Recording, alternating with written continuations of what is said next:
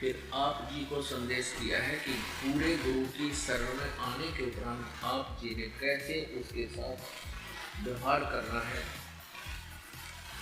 और पूरे गुरु की क्या महिमा है, कितनी वैल्यू होती है पुण्यात्माओं परमात्मा को पाने में। ये जो हमारी रीति रिवाज है ये भी बाधक है। परमेश्वर ने कहा है कि मन कर धीर बांध ले रे बौरे और छोड़ दे न पछलों की रीत। अब जैसे कल या आज जैसे भी राखी का त्योहार था, रक्षाबंधन का त्योहार था, इस रक्षाबंधन की क्या आवश्यकता है, क्यों इसको हम मना रहे हैं? ये काल के चलाए हुए अपने इस टाइम पास करने की खातिर, टाइम वेस्ट करने के लिए और हमें पीड़ित रखने के लिए एक ये रीति बना रखी है। अपन आत्माओं इस ज्ञान से परिचित होने के बाद हमारी आंखें खुल जाती हैं और जो समझदार बच्चे हैं उस बात को स्वीकार कर लेते हैं कि संत जो कहते हैं परमेश्वर का आदेश होता है, तो फिर वो स्वीकार कर लेते हैं, फिर वो समाज की नहीं मानते। एक बहन ने बताया कि जी उपदेश लेने से पहले मैं राखी बांधने के लिए अपने भाई के वहां घर गई।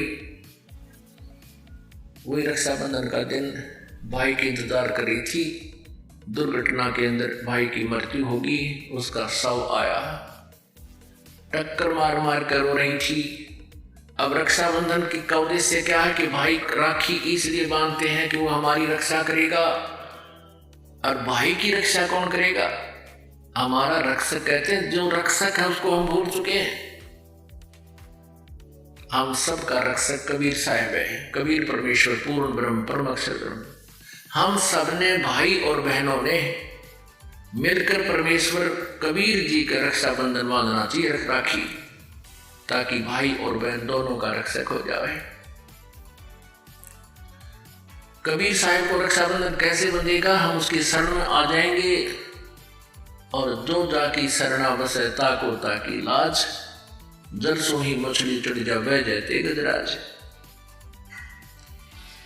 हमने अपने परमात्मा को राखी बांधनी चाहिए।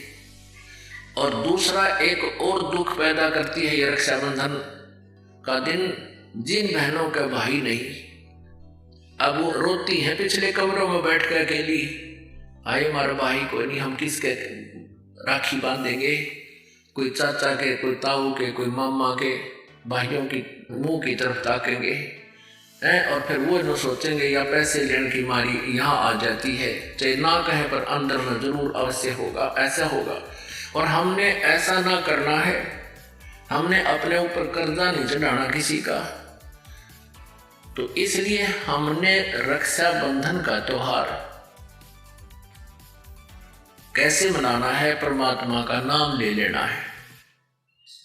और फिर ये 10वां दिन यहाँ त्योहार होता है, सत्संग होता है, इसमें आकर के हमने इस परमात्मा के ज्ञान को सुनना है।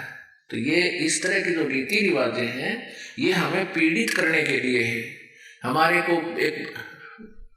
एक दूसरे से दूर करने वाली है।